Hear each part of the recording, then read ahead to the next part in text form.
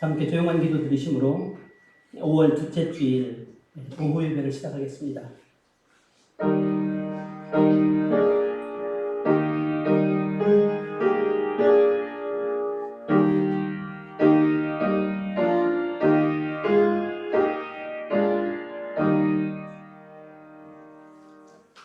찬송가 204장 보겠습니다. 이 찬송 부르신 후에 최윤희 집사님 기도해 주시겠습니다.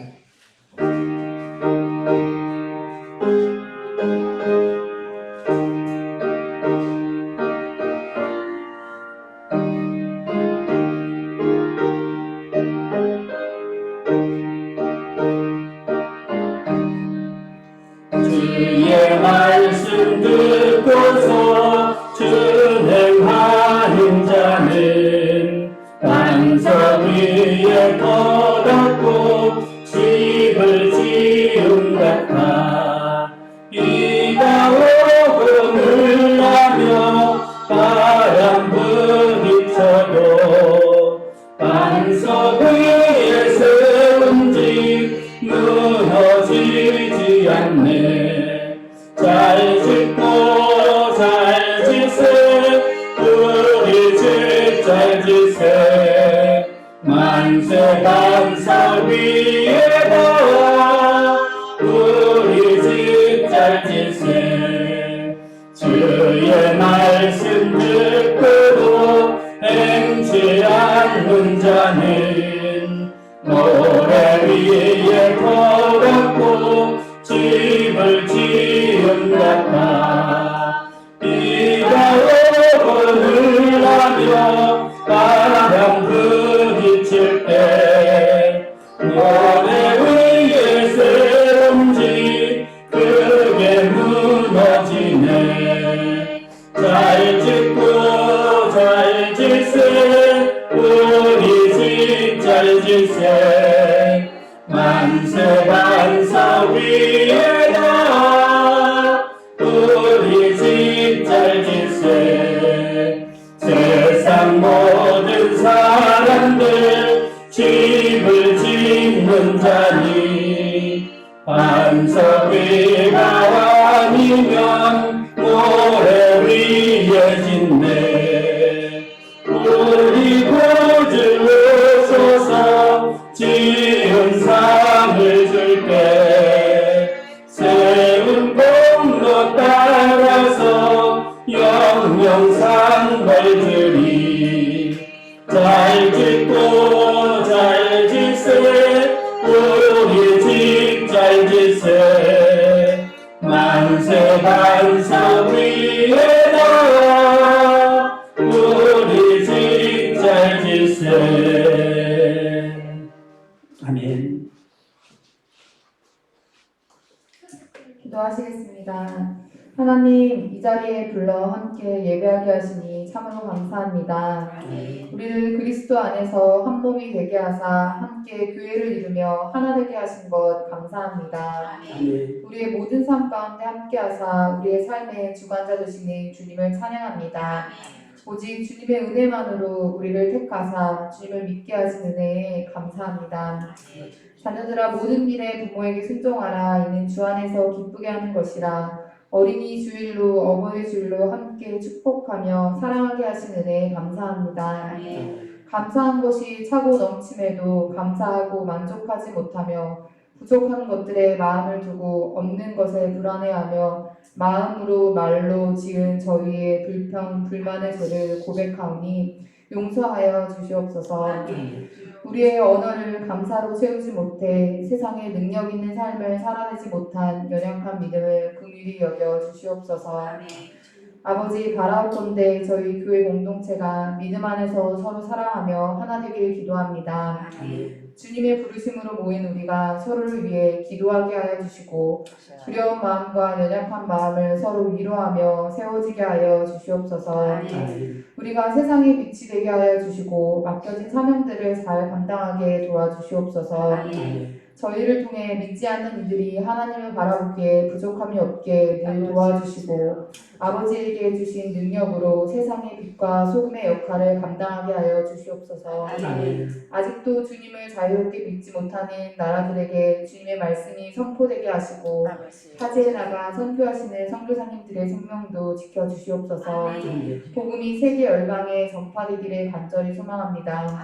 몸이 연약한 저희 교회 지체들을 위로해 주시고 말씀을 전하시는 목사님을 영육간에 강건하게 지켜주실 것을 믿으며 우리 주 예수 그리스도의 이름으로 기도드렸습니다. 아멘.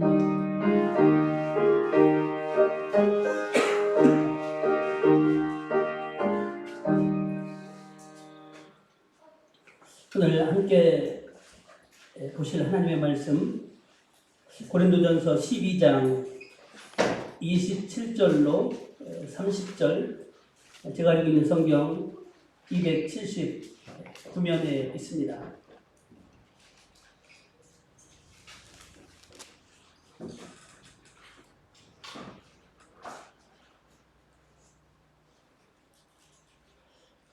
고린도전서 12장 27절로 30절 교독하겠습니다. 너희는 그리스도의 몸이요 지체의 각 부분이라. 하나님이 교회 중에 맷을 세우셨으니 첫째는 사도요, 둘째는 선지자요, 셋째는 교사요, 그 다음은 능력을 행하는 자요, 그 다음은 병 고치는 의사와 서로 돕는 것과 다스리는 것과 각종 방언을 말하는 것이라. 다 사도이겠느냐? 다 선지자이겠느냐? 다 교사이겠느냐? 다 능력을 행하는 자이겠느냐? 다 병 고치는 의사를 가진 자이겠느냐? 다 방언을 말하는 자이겠느냐? 다 통역하는 자이겠느냐? 아멘. 제가 오늘 오전에 교회 설립초 그리고 정의에 대해서 살펴보았습니다. 오늘 오후에는 교회의 본질, 교회가 무엇인지 중점적으로 함께 살펴보도록 하겠습니다. 학자들마다 교회를 보는 시각에 근소한 차이를 보이고 있기는 하지만 하나님의 백성, 그리스도의 몸, 성령의 전, 이 세 가지 개념이 교회의 본질을 신학적으로 잘 나타내는 것으로 동의합니다. 물론 이외에도 그리스도의 신부 여러 부분들이 있어요. 부분들은 뒤에 어떻게 다룰지는 모르겠지만 오늘 가장 중요한 교회의 본질을 이루는 세 가지 오후에 함께 살펴보도록 하겠습니다. 첫 번째는 하나님의 백성입니다. 대부분의 신학자들이 교회의 가장 근원적이며 기초적인 본질은 하나님의 백성이라고 말하고 있습니다. 우리가 교회를 하나님의 백성으로 이해하는 것은 오늘날의 교회에서 무엇을 의미하는지 몇 가지 요약된 의미들을 살펴보려고 합니다. 먼저는 교회가 하나님의 백성이라는 것은 모든 성도가 하나님의 백성이라는 의미입니다.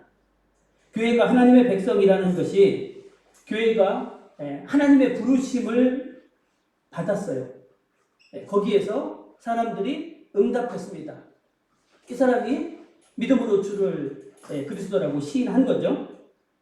이게 바탕이 되어지는데 우리가 교회에 속하게 된 것은 혈통으로 된 것도 아니고 전통으로 된 것도 아니에요. 개인적인 신앙, 다시 말하면 하나님께서 부르셨을 때 그 부르심에 아멘으로 응답한 사람들, 그들에 의해서 우리가 교회 되게 되었음을, 구원받게 되었음을 말씀을 하는 것입니다. 두 번째는 교회가 하나님의 백성이라는 것은 교회는 초자연적인 실제, 관념적인 실제가 아니라는 거예요. 교회는 본질적으로 세계 속에 속합니다. 좀 어려운 말이죠. 우리가 하나님의 언약의 백성이라고 말할 수 있어요. 하나님의 백성이라는 의미는 구약에 보면 하나님께서 이스라엘 민족을 택하여 거룩한 백성이 되게 하셨어요. 그러니까 이스라엘 백성들과의 연속성 안에 있다는 거죠. 그리고 그것이 오늘 현재 이르기까지 역사적인 실제 존재하는 것을 의미하는 것, 역사적인 존재다 이렇게 말할 수 있어요. 그리고 교회가 하나님의 백성이라는 것은 교회를 어느 누군가가 사유하게 되지 않아야 된다는 의미예요.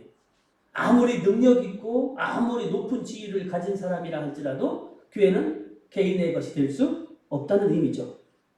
우리가 꼭 잊지 말아야 될 것은 교회는 자신들의 기쁨과 유익, 자신들의 목적과 목표를 이루기 위해 모여지는 동호회나 동아리와 같은 모임과는 절대로 같아질 수가 없다. 이렇게 말할 수 있어요. 교회는 세상의 모든 조직들은요, 때때로 친목을 위해서 모이기도 하고, 때로는 자신들이 그 어떤 목적한 바를 이루기 위해서 관철시키기 위한 모임으로 이렇게 단체들을 만들어요. 특히 오늘날 이익단체들이 기승을 부리는 현실에서 보면 자신들이 어떤 목적을 이루기 위해서 자신들의 수를 가지고서 요청을 하고 그렇게 자신들의 주장을 펴는 것들을 참 많이 보는데 교회는 결코 그러한 곳이 되어서는 안 된다라는 것이죠. 교회 안에서 나타나는 것은 하나님의 의지에 대해 하나님의 뜻이 나타나야 되는 것이지 그 안에 있는 구성원들 그 누군가의 의지 표현들이 중점이 되어지는 교회는 되어서는 안 된다라는 것이죠. 아무리 많은 교인들 99%가 아니 100%가 교인들이 무언가를 하기 원한다 할지라도 그것이 하나님의 뜻과 다르면 그것은 교인들의 뜻이 잘못됐다라는 것을 우리가 잊지 말아야 돼요. 교회의 본질은 전적으로 하나님의 뜻, 하나님의 의지에 의존해야 된다라는 것을 말하고 있습니다. 그리고 또 교회가 하나님의 백성이다라는 명제는 교회는 거룩하다라는 것을 의미합니다.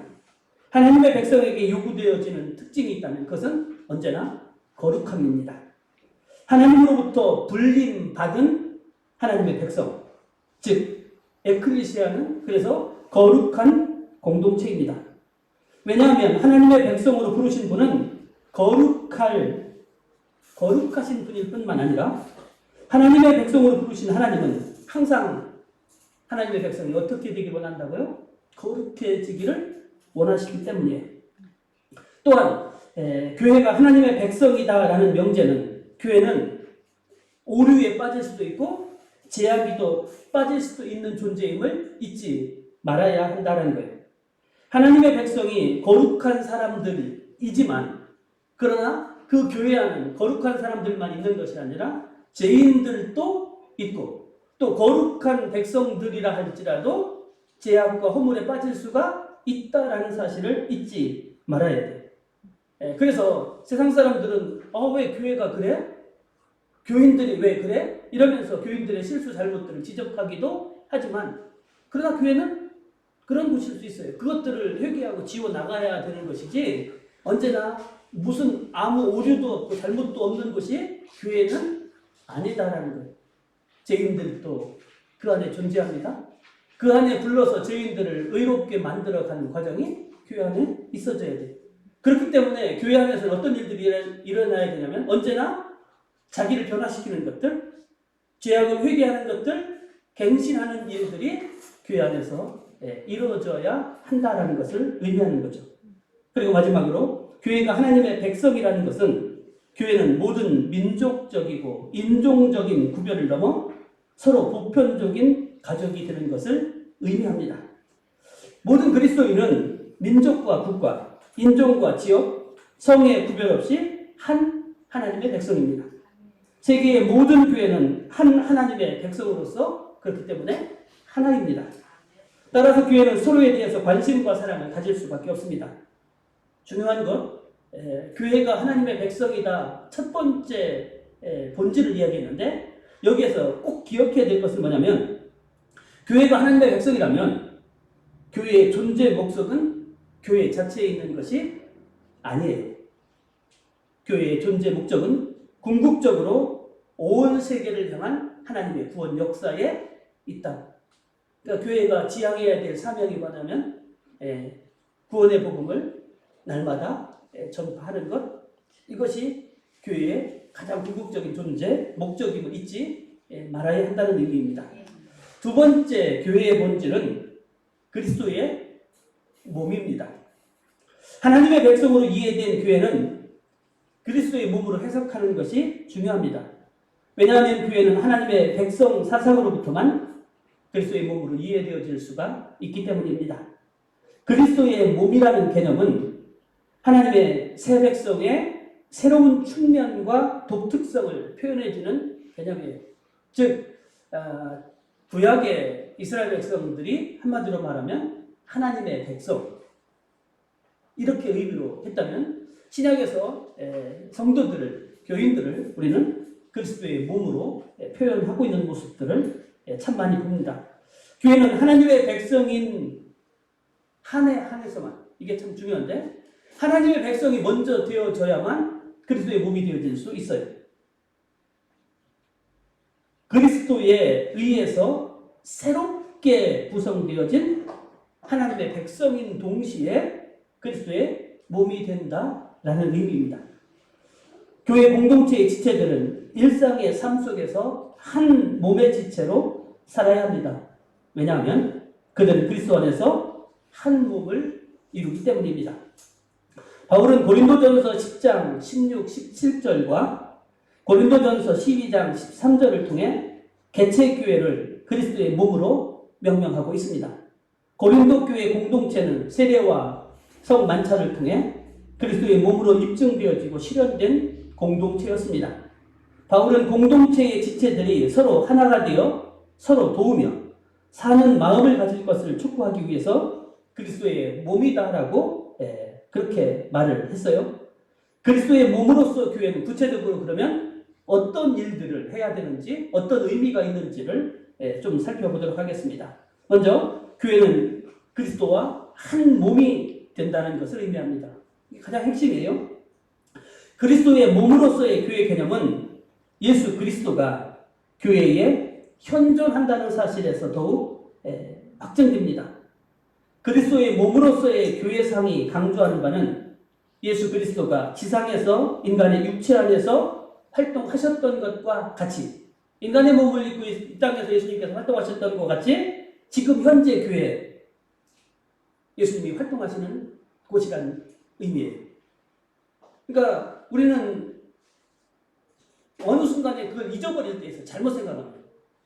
교회는 목사, 장로, 권사, 성도들 우리들이 중점적으로 어떤 일들을 행하지? 근데 아니에요.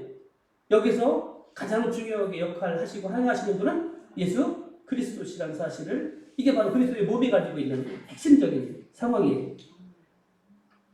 교회는 예수 그리스도가 없는 곳은 교회가 아니에요. 예수 그리스도가 계신 곳이 바로 교회다. 이러한 명제를 우리는 아주 분명하게 고백을 해야 됩니다. 예수 그리스도가 교회에 지금도 존재하고 계신다는 사실에서 우리가 잊지 말아야 될 것은 교회는 그리스도에 대한 복종 속에서 나아가야 된다라는 의미예요. 교부 암브로시우스, 어거스틴 얘기하면서 우리가 함께 나눴던 교부죠. 그분은 교회를 뭐라고 표현하냐면 달과 같다 이렇게 표현을 했어요. 달은 그 자체로서 빛을 발하지 않아요. 그럼 어떻게 해요? 햇빛을 받아서 반사하는 거예요. 그 자체를 위해서 가지고 있는 것이 아니에요. 그렇기 때문에 그는 뭐라고 했냐면 만일 교회가 참된 교회라면 그리스도의 빛을 발하는 곳이 되어야 한다라고 해요. 예수님의 빛을 받아서 그대로 발하는 곳 여기가 바로 교회지 자체로서 빛을 발할 수 있는 것은 아니라는 것을 말씀을 하고 있습니다. 그리고 두 번째는 교회의 머리는 예수 그리스도가 된다는 것을 의미합니다. 교회가 그리스도의 몸이라는 명제는 교회의 머리는 예수 그리스도다라는 것을 말씀하고 있는 겁니다. 그리스도와 교회가 한 몸이에요. 근데 한 몸에서 쉽게 말하면 머리 역할을 누가? 예수 그리스도 그분이 하신다는 것이죠. 아우구스티누스는 그는 뭐라고 표현했냐면 그리스도는 교회의 머리인 것처럼 또한 그의 몸은 교회이며 전체적 그리스도는 머리요 또한 몸이다. 이렇게 교회가 예수님과 어떤 관계를 맺고 있는지를 정의를 했습니다. 예수 그리스도가 교회의 머리이며 교회 성장의 근원과 목적이기 때문에 교회는 오직 교회의 머리이신 예수 그리스도께 복종할 때만 자라난다라고 말하고 있습니다. 그리스도가 교회의 머리이고 교회가 그리스도의 몸이라면 그리스도의 존재가 교회의 존재를 결정하며 그리스도론이 교회의 내용을 결정하는 것. 그러니까 예수님의 뜻, 오전에도 말씀드렸던 것처럼 예수님의 뜻, 예수님의 목적, 예수님의 계획, 이것들이 교회의 뜻, 교회의 목적, 이것이 되어야 한다라는 의미예요. 그렇기 때문에 교회론, 이렇게 이야기하면 그것이 바로 기독론, 그리스도론, 이렇게 말할 수 있어요. 교회의 뜻이, 교회 존재의 이유가 예수님께서 행하시고 원하시고 바라시는 것이 되어야 한다라는 그런 의미죠.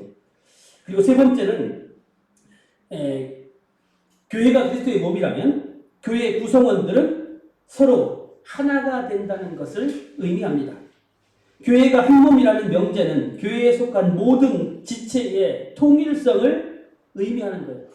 모든 지체가 하나다는 거죠. 그런데 우리가 잊지 말아야 될 것은 이 통일성이 획일적인 통일성이 아니에요. 모두의 생각과 모두의 행동과 그리고 모두가 하는 일이 똑같아야 된다는 의미가 아니에요. 다 다양성을 가지고 있어요. 각기 다른 역할, 다른 일들을 하지만 그 목적, 그 행하는 뜻이 하나여야 된다는 의미예요. 이것은 몸으로 비유할 수 있죠.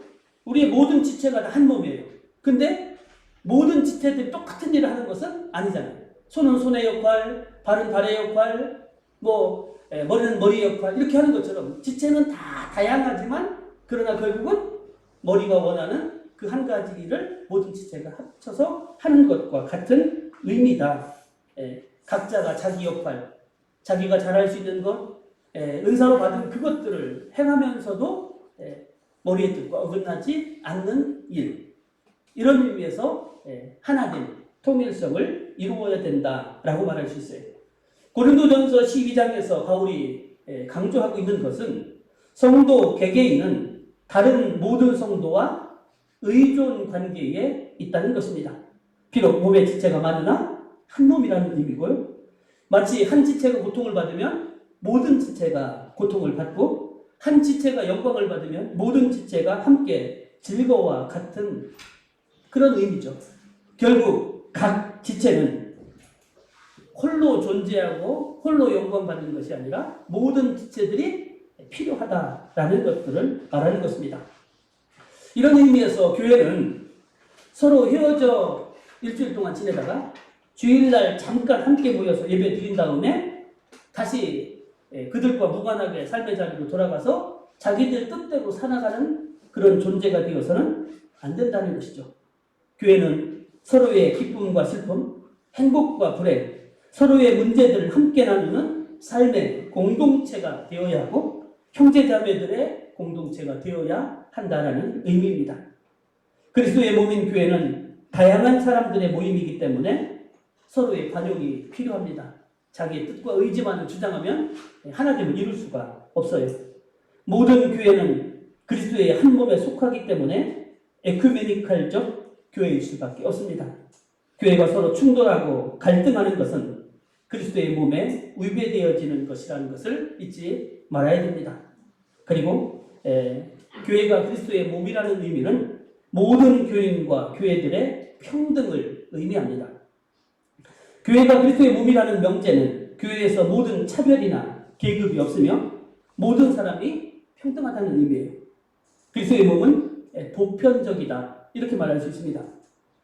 그 몸 안에 들어오는 모든 사람에게 동일하게 적용되어져야 한다는 의미예요. 교회는 근본적으로 평등한 사람들의 사귐입니다. 그러므로 교회 안에는 계급이 있을 수가 없습니다.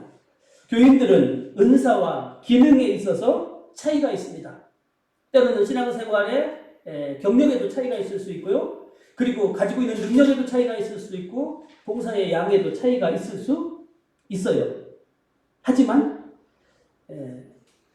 그것이 우열을 나누는 기준이 되어서는 안 된다는 거예요. 모두가 다 한 몸을 이루는 지체로서 평등합니다. 그리스도의 몸에 속한 지체들이 평등하다면 특정한 인종이나 지역, 성이나 사회적 신분의 사람들이 교회를 지배할 수 없다라는 의미예요. 교회 안에서 세상과 사회의 모든 차이는 무시되어지고 그리고 철폐되어야 됩니다. 사회는 그렇지 않죠. 그리고 실제적으로 그런 교회들도 있습니다. 사회에서 가지고 있는 그 지위들을 교회 안에서도 그대로, 그리고 교회의 직분을 마치 사회의 계급처럼 여기는 그러한 모습들을 가지고 때로는 또는 권력이나 재산이나 이런 유무에 따라서 교회 안에 기급이 생긴다면 그것은 인간 사회와 다를 바 없는 것이고 참다운 교회의 모습은 아니다. 한 몸을 이루는 그 개념과는 전혀 다른 것이다 라는 것을 잊지 말아야 돼요. 사회적인 병폐들이 교회 안에서는 무너져야 되고 교회 안에서는 오직 머리이신 주님 안에 우리는 다 똑같은 지체로서 역할이 다른 그런 모습들이 나타나는 것 되어야 돼요.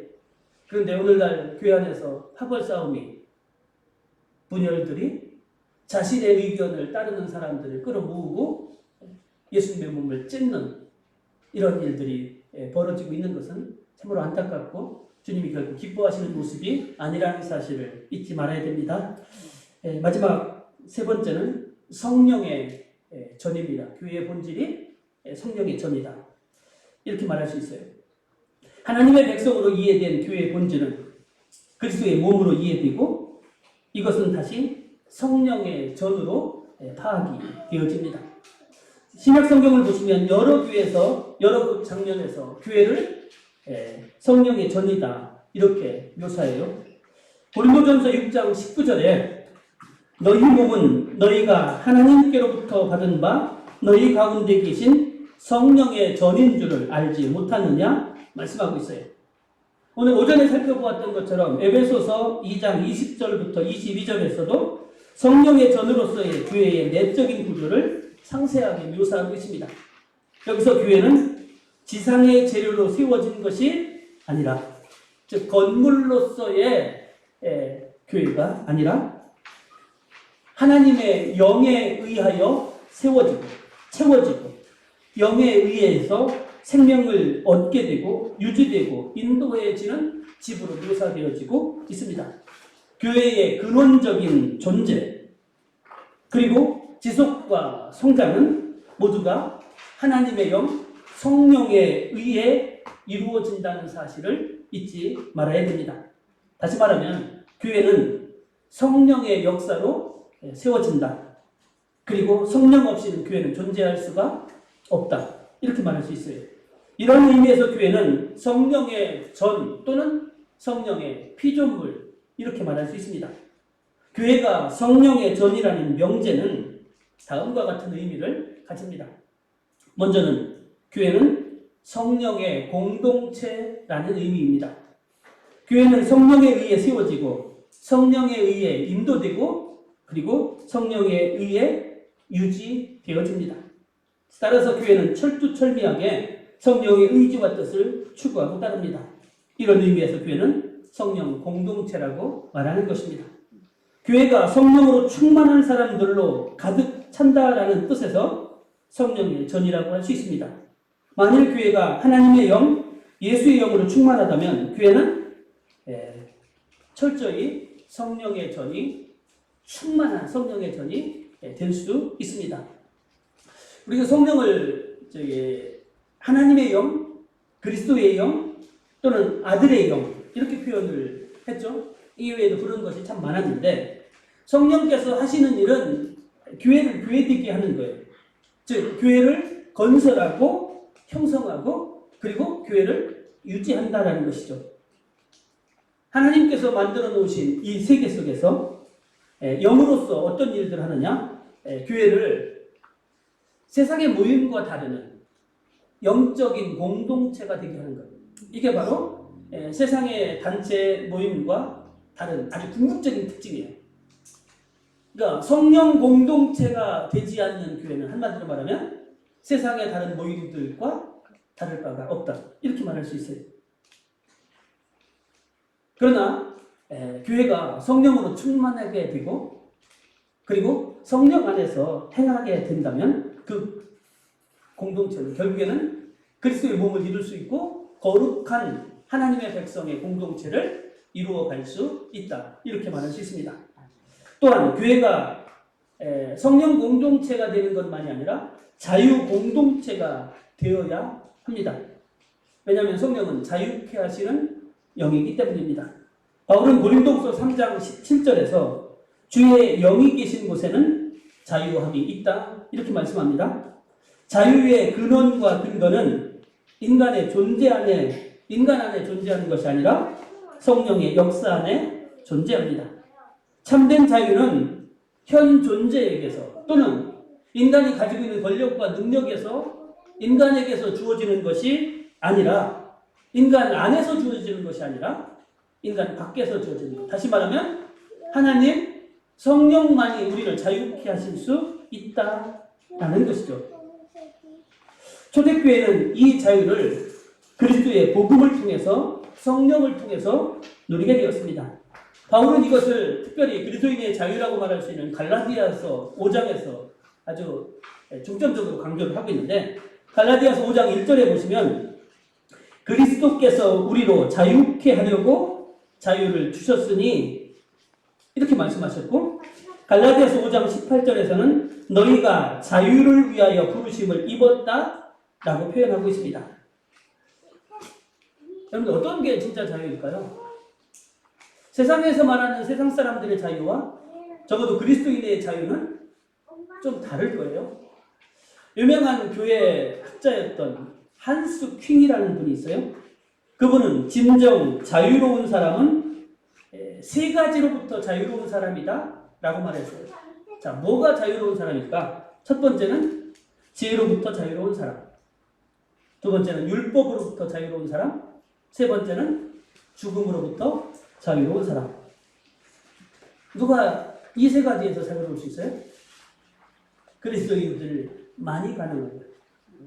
죄로부터도 율법으로부터도 죽음으로부터도. 성령은 믿는 자에게 죄와 율법과 죽음으로부터 자유를 선사합니다. 로마서 8장 2절로부터 11절 특별히 바울이 승리를 선언하는 이 장면들을 우리가 볼 수가 있게 되는데 8장이 이는 그리스도 예수 안에 있는 생명의 성령의 법이 죄와 사망의 법에서 너를 해방하였습니다. 선언합니다. 7장에서는 오후라 나는 곤고한 사람이다라고 탄식하며 괴로워했던 바울이 성령 안에서 자유로움을 맛보고서 나를 자유케 했다. 당당하게 선포하는 장면들이죠. 우리가 성령에 충만해지면 하나님의 영은 우리에게 어떤 것을 알려주시느냐? 내가 죄로부터 자유하게 되었다. 내가 율법으로부터 자유하게 되었다. 내가 죽음으로부터 자유하게 되었다라고 선언하는 소리를 믿을 수가 있게 됩니다. 그리고 교회가 성령의 전이라는 의미는요. 교회가 카리스마 공동체라는 것을 의미합니다. 교회는 성령의 전으로서 세상의 계급 구조를 따르는 조직이 아니라 이게 카리스마의 구조와 질서를 따라요. 그리고 이렇게 되어지는 교회가 온전한 공동체예요. 물론 조직을 운영하기 위해서 목사 또는 전도사 그다음에 장로부터 시작해서 이렇게 이제 역할들을 나누지만 이거는 겉에 보이는 것이죠. 이것에 의해서 움직여지는 것보다도 카리스마에 의해서 다시 말하면 은사에 의해서 가지고 있는 하나님께서 주신 능력, 사명에 의해서 세워지는 이러한 조직을 갖춘 교회가 든든한 그리고 사명 공동체로서 역할을 감당할 수 있다. 이렇게 말할 수 있습니다. 왜냐하면 카리스마, 즉 은사는 그리스도인이 하나님으로부터 받은 거예요. 무엇을 위해서? 사명을 위해서. 은사는 성직자라고 하는 특별한 사람들에게 또는 직분이 높은 사람들에게 제한적으로 주어지는 것이 아니라 예수를 주라고 고백한 모든 사람들에게 하나님께서 은사로 선물로 주시는 것들이에요. 그렇다면 그 일들을 잘 할 수 있도록 교회가 조직되어지고 그리고 그러한 모습들로 세워질 때 살아있고 능력있고 행동하는 교회 공동체가 되어져요. 겉에 보여지는 낡은 구조, 그 틀 안에만 머물러 있으면 교회는 죽어가고 활동하는 공동체가 되지 못한다. 이렇게 말할 수 있습니다. 따라서 카리스마적 공동체는 지배, 계급인 이와 같은 체제 아래 있는 것이 아니라 각자 받은 은사에 따라서 은사를 행하는 모습들로부터 나타나야 된다라는 것이죠. 그 일들을 각자 받은 은사로 행하지만 그러나 각자 행하는 그 은사가 주가 되어서는 안 되죠. 내가 하는 역할이 가장 중요하기 때문에 다른 사람이 내 역할에 맞추는 것이 아니라 머리이신 그리스도 그분의 뜻에 성령께서 주시는 그 계시의 뜻에 통일된 뜻을 각자가 받은 은사로 각각의 역할을 하면서 그 일을 해나가는 것. 이러려면 뭐가 필요하느냐? 은사에 따른 자랑과 교만이 아니라 사랑이 있어야 되고 겸손이 있어야 되고 헌신이 있어져야 돼.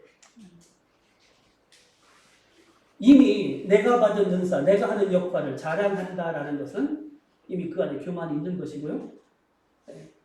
거기에는 하나님의 영광 받지 않으시는 들, 내가 영광 받는 들. 우리는 모든 역할들을 통해서 하나님의 영광 받도록 하는 것. 이것은 반드시 사랑과 헌신과 겸손이 있지 않고서는 불가능하다. 이렇게 말할 수 있습니다. 교회의 통일성과 질서는 명령과 복종으로 이루어지는 것이 아니라 각자가 그의 다양성 속에서 서로 섬기고 자기를 헌신함으로써 이루어집니다.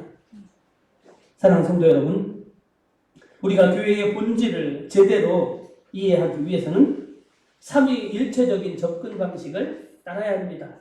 제가 오늘 교회의 본질을 더 몇 가지를 이야기를 할 수 있음에도 특별히 가장 중요한 세 가지를 말씀드렸어요. 하나님의 백성, 그리스도의 몸, 성령의 전. 삼위일체 하나님, 그분의 역할 속에서 교회가 그 본질을 이루어감을 말씀을 했습니다. 여기에는 어떤 의미가 담겨 있냐면 교회를 이 세 가지 따로따로 역할이 아니에요. 함께 어우러져 역할들을 해야 된다는 거죠. 하나님의 백성으로서의 역할, 그리스도의 몸으로서의 역할, 성령의 전으로서의 역할들을 하는 것이죠.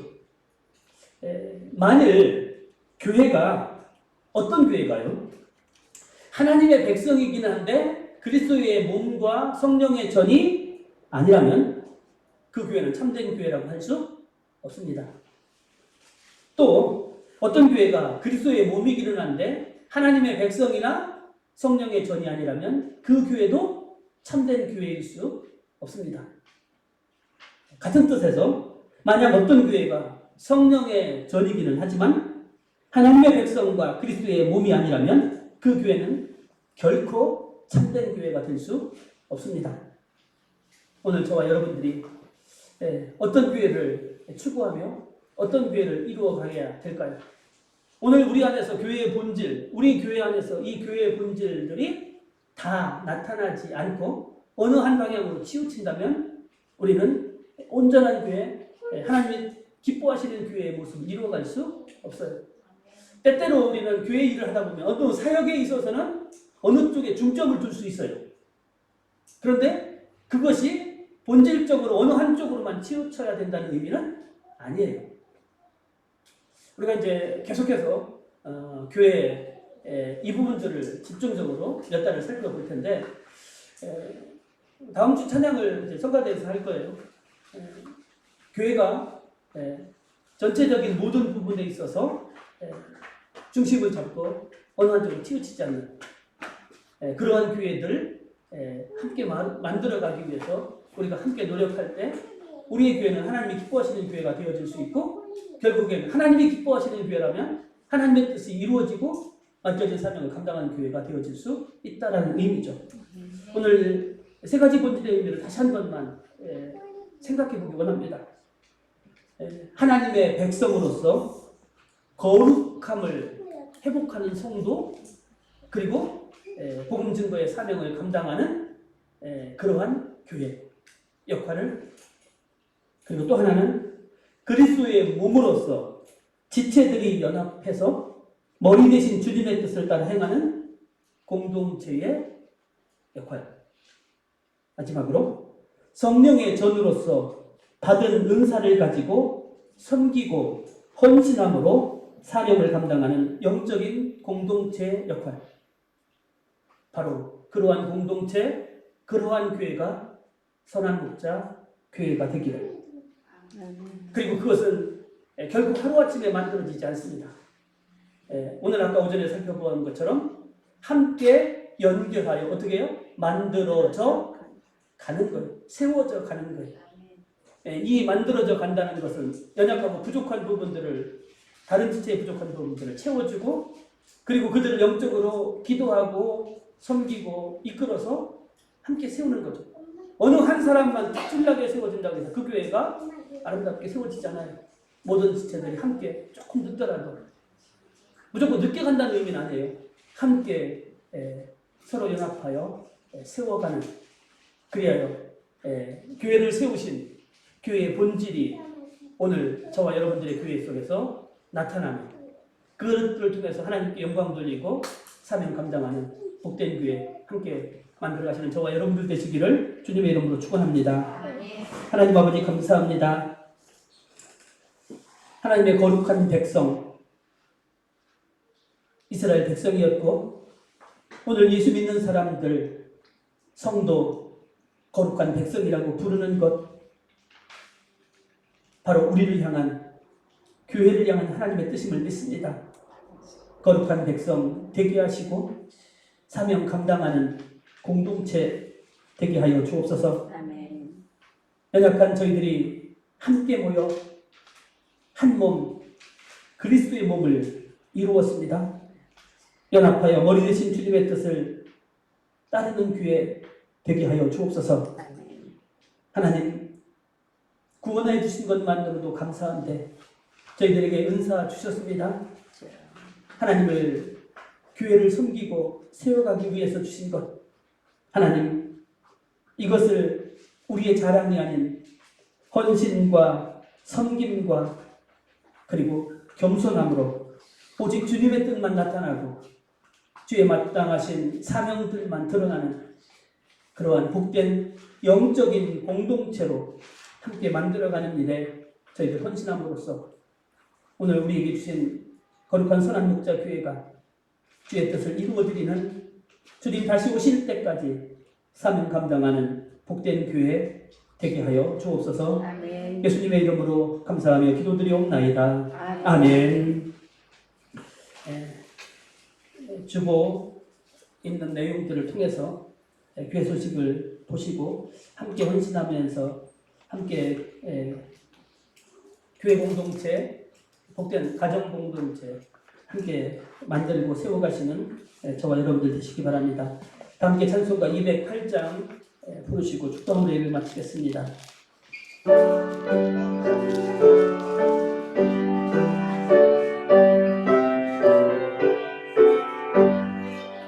내 주의 나라와 주 대신 성전과 피 흘려 사신 교회를 늘 사랑합니다. 내 주의 교회는 전성과 같아서 눈동자같이 아끼사 넓어하시네. 이 교회 위하여 눈물과 기도로 내 생명 다하기까지 늘 봉사합니다. 성도의 교제와 교회의 위로와 구주와 맺은 언약을 늘 기뻐합니다. 하늘